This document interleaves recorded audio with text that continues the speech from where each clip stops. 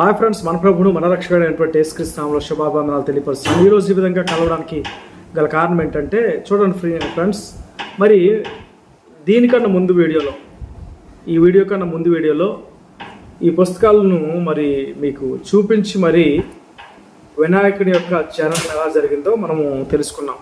అర్థమవుతుందండి? ఈ పుస్తకాలను చూసి మనము వినాయక జననం ఎలా జరిగిందో మనము ఇంతకుముందు మనం తెలుసుకున్నాం. అయితే లాజిక్ ఉందా? షట్వికారాలకి లోను కాని శరీరంతో వస్తే మరణం లేకుండా తిరిగి పరంధామానికి వెళ్ళిపోతారు. లోనయ్యే శరీరంతో వస్తే మరణం నిమిత్తంగా ఆ శరీరాన్ని వదిలేసి మళ్ళీ పరంధామానికి వెళ్ళిపోతారు. ఇక్కడ ఒక తర్కం, హేతుబద్ధత, ఒక లాజిక్, ఒక క్లారిటీ ఉంది. మరి ఇటు పక్క యేసు ఏ శరీరంతో వచ్చాడు కానీ మరణాన్ని మాత్రం అతిక్రమించేసి వెళ్ళిపోయాడు అంటే లాజిక్ లేదు. మరి ఓకే, నేషనల్ స్టబ్ ఛానల్ ద్వారా మీకు గ్యారంటీగా చెప్తున్నాను ప్రేక్షకులు, ఒక బిషప్, ఒక పాస్టర్ సంపాదించిన దానికంటే ఎక్కువ విజ్ఞానం నేను బైబిల్ మీద సంపాదించాను.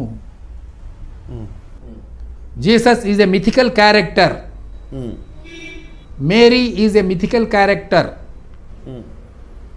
Peter is a mythical character and Joseph is a mythical character అని నేను ప్రూవ్ చేశాను సార్. ఓకే, ఇలా కాదు, జీసస్ ఈజ్ హిస్టారిక్ అని ఎవరైనా సరే, ఒక సామాన్యుడు కానీ, మాన్యుడు కానీ, పోపు గారు కానీ, పాపులు కానీ ఎవరైనా సరే ఒక్కడు ప్రూవ్ చేసినా సరే, I'm giving you an open blank cheque, I shall convert my self into Christianity. ఇప్పుడు మనము చూడండి, మన దగ్గర ఉన్నటువంటి ఈ గ్రంథం శ్రీ బ్రహ్మవైవర్త మహాపురాణం అనే ఈ గ్రంథాన్ని మరి చూస్తూ మనం కొన్ని విషయాలను మరి తెలుసుకుందాం. ఈ శ్రీ బ్రహ్మవైవర్త మహాపురాణంలో అసలు ఏం రాయబడి ఉంది అనేది మనం పరిశీలన చేస్తే, ఈ బ్రహ్మవైవర్త మహాపురాణంలో ఒక మాట మీకు తెలియపరుస్తాను ప్రియమైన వాళ్ళరా. ఈ బ్రహ్మవైవర్త మహాపురాణంలో, ఈ శ్రీ బ్రహ్మవైవర్త మహాపురాణంలో వినాయకుని యొక్క జన్మ ఎలా జరిగిందో ఒకసారి మనం తెలుసుకుందాం. అర్థమవుతుందా? చూడండి, ఇక్కడ గణపతి జననము అనేది ఉంది కదా. ఇక్కడి నుంచి మనం చదివితే చాలా ఉంది అక్కడ మ్యాటరు అంతా,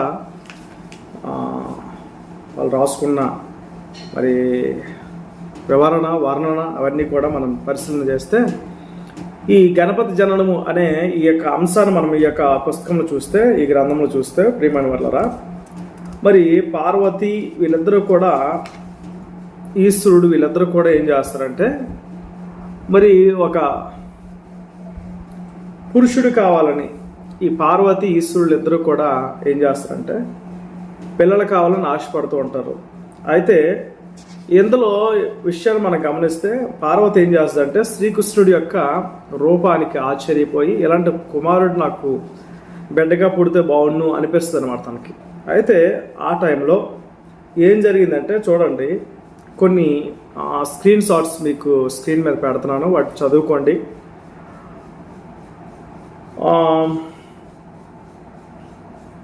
396 పేజీని మనం చూస్తే, 396 పేజీలో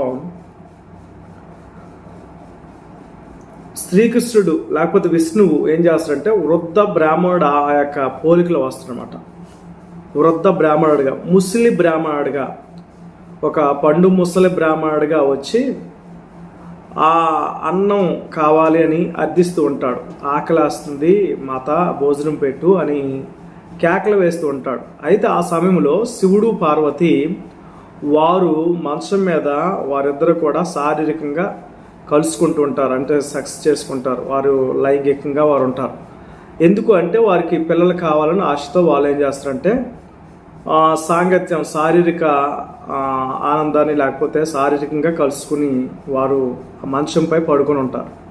అయితే ఇంతలో ఈ యొక్క ముసలి బ్రాహ్మణుడు వ్యాసం వేసుకుని వచ్చినటువంటి విష్ణువు యొక్క మరి పిలుపు విని, ఎవరో బ్రాహ్మణుడు ఆకలి కొరకు అలమటిస్తున్నట్లున్నాడు, కేకలు వేస్తున్నాడు అని చెప్పి పార్వతి లేచి ఏం చేస్తుందంటే వెళ్ళి ఆ బ్రాహ్మణుడి దగ్గరికి వెళ్ళబోతుంటే శివుడు కూడా లేచి వెళ్ళబోతాడు. ఎంతలో శివుని యొక్క వీర్యము లేకపోతే శివుని యొక్క శుక్రకణాలు, శివుని యొక్క మరి ఆ యొక్క వీర్య కణాలు మంచం మీద పడిపోతాయి. ఆ వీర్యం అనేది మంచం మీద పడుతుంది. ఆ మంచం మీద పడిన తర్వాత వాళ్ళు చూసుకోకుండా ఇద్దరు కూడా, శివుడు పార్వతి ఇద్దరు కూడా వెళ్ళిపోతారు. వెళ్ళి ఆ వృద్ధ బ్రాహ్మణుడి దగ్గరికి వెళ్ళేసరికి వృద్ధ బ్రాహ్మణుడు కనిపించడు. వాళ్ళు ఏమయ్యాడా ఈ వృద్ధ బ్రాహ్మణుడు, ఎక్కడికి వెళ్ళిపోయాడా అని ఆలోచిస్తూ ఉంటే ఇంతలో మరలా వాళ్ళు ఆ యొక్క పడక దగ్గరికి వచ్చారన్నమాట. ఎక్కడికి? వాళ్ళు పడుకునే మంచం దగ్గరికి వచ్చినప్పుడు ఆ మంచం పైన ఒక శిశువు, ఎవరైతే రేతస్సు లేకపోతే ఎవరిదైతే శుక్రకణాలు పడ్డాయో ఆ రేతస్సులో, ఆ శుక్రకణాల్లో ఒక చంటి పిల్లోడు కొట్టుకుంటూ ఉంటాడు. కొట్టుకొని కేకలు వేస్తూ ఉంటాడు, అరుస్తూ ఉంటాడు, లేకపోతే ఏడుస్తుంటాడు.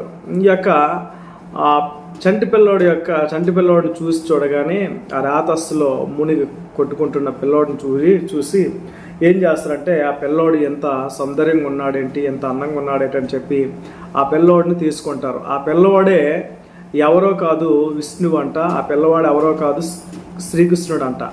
ఆ పిల్లవాడు శ్రీకృష్ణుడు విష్ణువు అయిన పిల్లవాడు ఇప్పుడు గణపతిగా ఆ యొక్క శివుని యొక్క వీర్యంలో కొట్టుకుంటున్నాడు, శివుని యొక్క శుక్రకణాల్లో కొట్టుకుంటున్నాడు. అయితే ఆ పిల్లవాడిని చూసిన వెంటనే వాళ్ళు ఏం చేశారంటే ఒక బిడ్డగా అంగీకరించారు. ఆయన పేరు మరి ఏంటంటే మనకు తెలుసు, వినాయకుడు. ఈ యొక్క బిడ్డే వినాయకుడు. ఈ యొక్క వినాయకుడి యొక్క కథలు ఈ విధంగా విచిత్రంగా ఉన్నాయి. ఒక్కొక్క పుస్తకంలో ఒక్కొక్క కథ వ్రాయబడింది అనమాట. ఈ విధంగా చూసారు కదా. ఒక కథలో విష్ణువు శివుడు సెక్స్ చేస్తే వినాయకుడు పుట్టాడు. ఇంకొక కథలో విష్ణు యొక్క రూపము శివుని యొక్క రూపమైనటువంటి బిడ్డగా శివుడు పార్వతులు పడుకున్నటువంటి, లేకపోతే శివుడు జార్చినటువంటి శుక్రకణంలో, లేకపోతే ఆ యొక్క వీర్యములో, ఆ యొక్క రేతస్సులో పడి కొట్టుకుంటున్నాడు విష్ణువు. ఆయనే వినాయకుడు అని ఇంకొక పుస్తకం చెప్తుంది.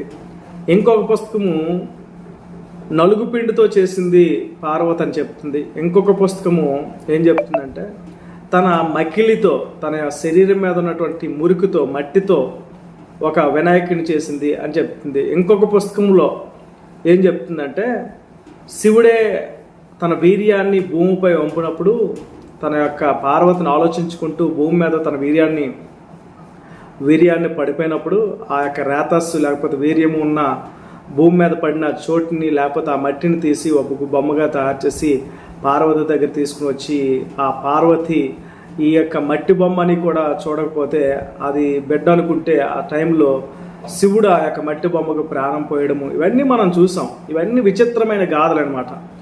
ఏది కరెక్టో, ఏది నిజమో, ఏది అబద్ధమో అనేది మీరే ఆలోచించండి. ఎందుకంటే చాలామంది మతోన్మాదులు బైబిల్ పడి ఏడవడం ప్రారంభిస్తున్నారు. ఈ కరుణాకర్ సుగుని కానీ, రాధా మనోహర్ దాస్ కానీ, ఆ యొక్క చాలామంది వీళ్ళందరూ కూడా ఏం చేస్తున్నారంటే బైబిల్ పై పడి ఏడుస్తున్నారు. మీ గ్రంథాల్లో ఉన్నటువంటి కల్పితాలను ముందు ఏది కరెక్టో అనేది తెలుసుకొని ఏది కరెక్టో అనేది నిర్ధారణ మీరే చేసుకోండి. ఒకడంటాడు నలుగు పిండితో తయారు చేసింది పార్వతి అంటాడు. ఇంకొక పుస్తకం అంటుంది ఆ యొక్క శరీరం మీద ఉన్న మకిలి లేకపోతే ఆ మురికితో వినాయకుడిని చేసింది అంటుంది. ఇంకొక పుస్తకం అంటుంది శివుని యొక్క వీర్యము కింద పడిపోతే ఆ భూమి దాన్ని తనలోకి విలీనం చేసుకుంటే ఆ భూమి ఎక్కడైతే విలీనం చేసుకుందో ఆ మట్టిని తీసి బొమ్మగా తయారు చేస్తే వాడే వినాయకుడు అంటుంది. ఇంకొక పుస్తకం ఏమంటుందంటే శివుడు పార్వతులు మంచం మీద సెక్స్ చేసుకుంటే ఆ సెక్స్ చేసుకున్న సమయంలో ఒక బ్రాహ్మణుడు వేషంలో విష్ణువు వచ్చినప్పుడు వీళ్ళు లేచి ఆ బ్రాహ్మణుని దగ్గరికి వెళ్ళాలనుకునే టైంలో ఆ వీర్యము లేకపోతే ఆ రేతస్సు మంచం మీద పడింది. ఆ వృద్ధ బ్రాహ్మణుడు లేకపోతే ఆ కృష్ణుడు ఏం చేశాడంటే చంటి పిల్లవాడిలా ఆ రేతస్సులో కొట్టుకున్నాడు, ఆయనే వినాయకుడు అని ఇంకొక గ్రంథం చెప్తుంది. ఇలా ఒక్కొక్క గ్రంథం ఒక్కొక్కటి చెప్తుంది. అసలు సత్యం ఏంటి, అసలు నిజమైనది ఏంటి, ఇవి కల్పితాలు కాదా, ఇది కల్పిత బోధ కాదా, ఇది కల్పిత మరి అబద్ధాలు కాదా, అనేక మందిని మభ్య పెట్టడానికి కాదా అనేది నా ప్రశ్న, ప్రియమైన వాళ్ళారా. కనుక ఈ కరుణాకర్ని, ఈ యొక్క డిచ్కీ బాబా వీళ్ళని నేను అడుగుతున్నాను ఈ ప్రశ్న. 5వ సహోదరుని కించపరచడానికి కాదు, వాళ్ళ యొక్క మనోభావాలు దెబ్బతీయడానికి కాదు. ఏంటి ఇన్ని కథలు ఉన్నాయి, ఏది నిజమైనది అనేది సత్యాన్ని ప్రజలకు తెలియపరచండి.